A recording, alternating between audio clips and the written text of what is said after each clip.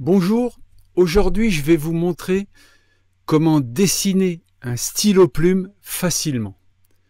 Alors en premier, je me suis servi d'un de mes stylos plumes que j'ai pris en photo. Je l'ai disposé devant moi, j'ai pris des photos parce que c'est important pour moi de le dessiner assez précisément avec ses reflets, avec tout ce qu'il compose.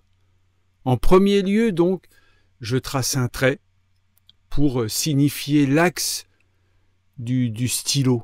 En fait, je vais le faire comme vous voyez sur la photo au-dessus. Je vais faire le stylo plume d'un côté et son capuchon posé à côté. J'hésite pas en fait à prendre des photos et à me servir de photos pour voir vraiment la qualité des reflets et tout. Puis comme je vous dis souvent, je fais un cylindre. On peut peindre pratiquement tout ce qu'il y a dans la vie à partir de cubes ou de cylindres. Là, c'est encore le cas. Vous voyez, je trace deux cylindres, simplement, et c'est dans ces cylindres que je vais dessiner en fait le stylo plume. Je commence par la plume. Alors, comme je vous dis, à l'aide de la photo que j'ai prise, je me réfère à ma photo, puis je trace la plume, en gardant l'axe directeur en fait que j'ai tracé au milieu, qui est vraiment l'axe de tout mon stylo.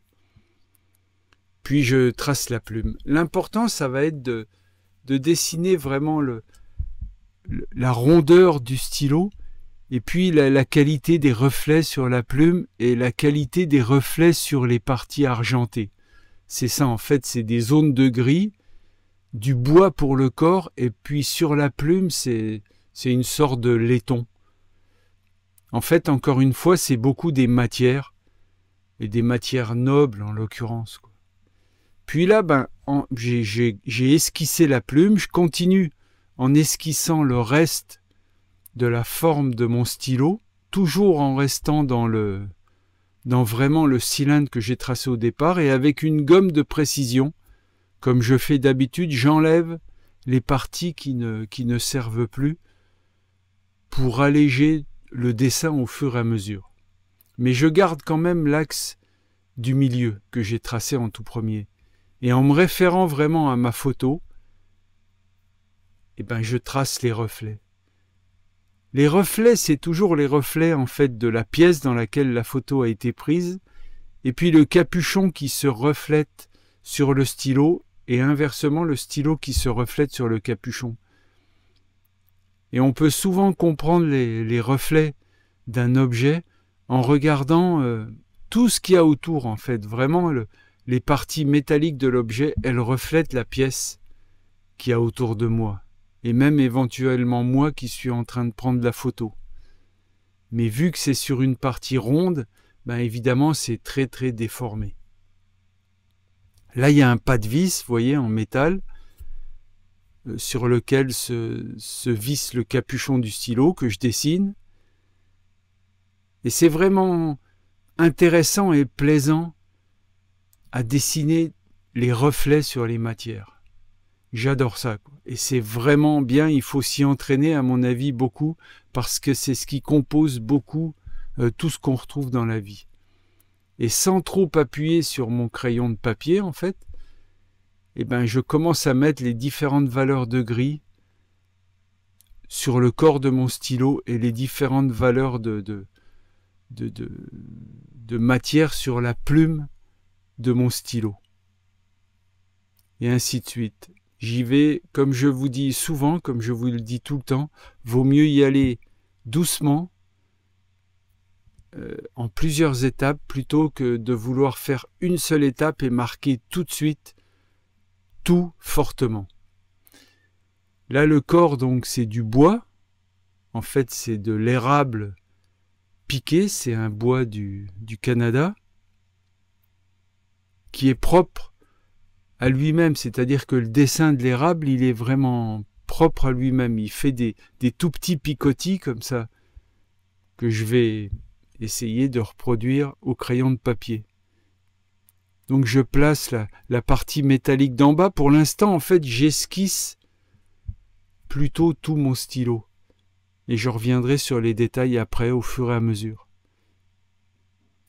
Vous voyez, j'essaye de reproduire en fait le bois tel que je peux le remarquer, Souvent, le dessin, les capacités premières d'un artiste, c'est d'observer tout. Dans ce cas-là, j'observe beaucoup le bois du stylo plume et j'essaye de le reproduire au mieux sur mon dessin. Et comme dans la vie, j'observe beaucoup les choses, en fait, j'observe tout et je m'en resserre dans les dessins que je fais, quoi. C'est vraiment ça le principe. Je crois qu'il faut regarder beaucoup les choses, tout et surtout ce qui nous intéresse le plus, et évidemment ce qu'on veut faire dans son art, quoi. Et là, je continue avec la dernière partie du stylo, qui est encore une partie un petit peu aluminium brossé, comme ça. Ce qui est intéressant dans ce stylo, c'est que le gris du métal tranche avec le brin du bois, et tout ça va être mis en valeur par l'ombre que ça produit par terre. C'est ça qui fait que ça peut rendre quelque chose de beau. Alors il y a quelques dessins sur le corps de ce qui est métallique du stylo que je m'applique à reproduire, comme je vous dis, en me fiant vraiment sur ma photo qui me sert de base. Et donc les zones, pour montrer qu'un cylindre métallique est cylindrique, en fait c'est vraiment des reflets qui arrivent gris clair, gris foncé sur la partie ronde du stylo. Et ça va être de la même façon que je vais faire le capuchon de mon stylo, avec son agrafe là, qui permet de l'agrafer dans une poche intérieure ou quelque chose comme ça. Et donc, comme pour le stylo en lui-même, j'ai fait un cylindre très simple, et je commence à esquisser les différentes parties du capuchon du stylo. C'est un exercice qui est simple en fait, un exercice d'observation. Là donc, je me sers aussi, comme je vous dis souvent, de mon estompe. Ça permet d'atténuer les coups de crayon. Et puis je trace. Là, je trace la tache du stylo qui est en métal par-dessus le bois, qui donc donne une petite ombre sur le capuchon du stylo. Et je place la dernière partie métallique qui vient se visser en fait à mon stylo. En fait, l'idée de dessiner tous les objets qui sont autour de nous ou qui composent notre quotidien, c'est hyper intéressant et c'est un bon début souvent pour trouver des thèmes de dessin, son environnement. En fait, tout ce dont on se sert, ça peut être, on peut avoir envie de dessiner notre portefeuille, notre trousseau de clés, notre stylo, notre environnement, notre maison. En fait, il faut commencer des fois par là, par ce qui est autour de nous, la salle où on vit, notre cuisine, tout ce qui compose notre cuisine, tout ce qui compose notre quotidien est intéressant à dessiner. Et là, c'est vraiment le cas aujourd'hui. Et souvent, dans des choses que je vous montre, c'est le quotidien, quoi. Puis là, j'y vais de la même manière que j'y allais pour le stylo, c'est-à-dire tranquillement, je dessine, quoi. Le plaisir du dessin, il est là, il est de reproduire la réalité au plus fidèle, quoi. Tant dans les traits de l'esquisse que dans les matières qui composent tout ce qu'on peut retrouver dans la vie. Là, de la même manière, il y a des dessins qui sont sur l'aluminium du métal qui compose le stylo et je m'applique à les représenter au mieux avec les reflets qui font que le métal est vivant, quoi, en fait.